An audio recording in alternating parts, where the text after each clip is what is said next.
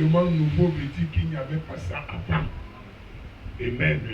C'est-à-dire que le commandement que je vous donne, si vous partez parmi les 10 commandements, vous n'en trouverez pas. Amen. C'est Jésus lui-même qui dit que c'est un commandement nouveau. C'est-à-dire que hier ou autrefois c'était caché, mais aujourd'hui je vais vous le révéler. Amen. Que Dieu vous bénisse. Oh, Jésus ne dit pas ce commandement nouveau simplement pour nous apporter la connaissance de cela, mais il nous le dit parce qu'il sait que cela nous sera nécessaire. Parce que cela sera important pour nous. Amen. Et je crois que nous avons besoin de ce commandement nouveau pour pouvoir triompher en ce temps de la fin. Amen. Que Dieu vous bénisse. Bien-aimés, comme je disais, je m'estime heureux d'être un pèlerin.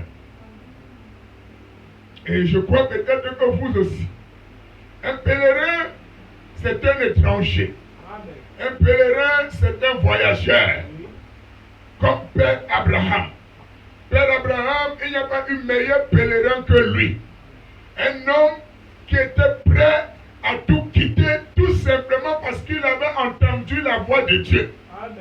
Et je me pose la question aujourd'hui, si parmi tant de ceux qui se prénomment ou qui se disent être chrétiens ont déjà eu à entendre la voix de Dieu. Parce que quand vous entendez la voix de Dieu, quelque chose se passe automatiquement à vous. Amen. Quand vous entendez la voix de Dieu, vous ne pouvez pas rester vous-même. Quand vous entendez la voix de Dieu, rien ne peut vous arrêter. Amen. Ni même les biens de ce monde ne peuvent vous arrêter si vous avez entendu la voix de Dieu. Amen. Je pense que le véritable problème, c'est que beaucoup viennent à l'église, mais n'ont jamais entendu la voix de Dieu. Amen. Nous devions entendre la voix de Dieu. Abraham n'est pas sorti parce qu'un homme l'appelait. Mais Abraham est sorti parce qu'il a entendu la voix de Dieu. Et quand on entend la voix de Dieu, quelque chose se passe. Amen. Amen. Que Dieu vous bénisse. Est-ce que nous sommes ensemble ce soir? Je crois que je ne parlais pas au vent. Je parle à les gens, n'est-ce pas? Amen, frère. Alors faites-moi savoir que vous vivez, frère. Vous n'êtes pas des chrétiens. Vous n'êtes pas des pèlerins. Non, mais frère, attention. Quand vous venez à l'église, vous devez être engagé.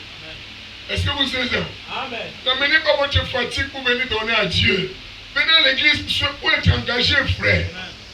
Est-ce que nous sommes ensemble? Amen. Amen. Et la Bible dit que nous sommes la postérité d'Abraham par Jésus-Christ. Et frère Branham dira, Dieu appelle chaque chrétien comme il a appelé Abraham. Est-ce que vous comprenez ça? Ça veut dire que chacun de nous devons avoir le parcours d'Abraham. Et le parcours d'Abraham commence par une voix, par un appel. Amen. Abraham a entendu quelque chose que personne d'autre n'a entendu. Et quand il a entendu cela, cela a fait quelque chose dans son cœur. Et Abraham s'est séparé, amen, de tout ce qu'il avait. Parce que c'est ce que la voix exigeait. Abraham s'est séparé. Et après avoir eu sa femme, tout ce qu'il avait, Abraham est parti. Parti sans savoir où il allait. Parti sans savoir si un jour il devait revenir. Amen. Alléluia. Abraham, peut-être qu'on pouvait lui poser la question, tu vas où? Lui-même il devait dire, je ne sais pas. Parce que la voix lui avait dit, va dans un pays que je te montrerai. Donc la voix ne lui avait même pas montré. Mais elle lui avait dit, je te montrerai quand tu seras en chemin. Est-ce que nous sommes ensemble? Alléluia. Mais je vais même vous dire ce soir que le pays que la voix a montré à Abraham n'était même pas Canaan. Alléluia.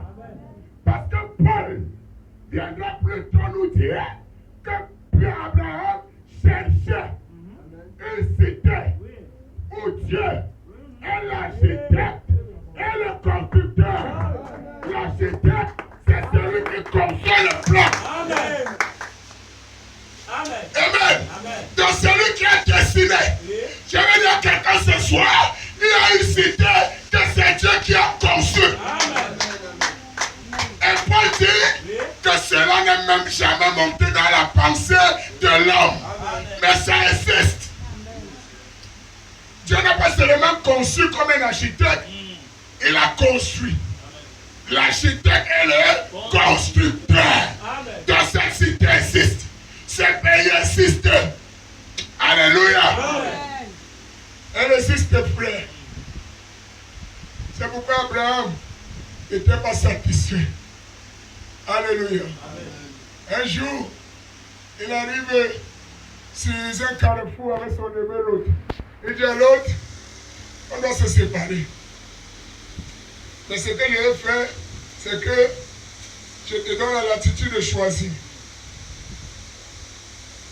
Choisis où tu vas. Si tu vas à droite, il n'est pas à gauche. Si tu vas à gauche, il n'est pas à droite. Si tu montes, moi je descends. Et la Bible dit, l'autre quand il a levé les yeux, il a vu le plain de Shinar. Il a vu le pays de Sodome. Il a vu comment c'était verdoyant. Quand il a tourné comme ça, là-bas il a vu que les montagnes. Il a vu que les rochers. Il a dit, mais qu'est-ce qu'on peut trouver là-bas?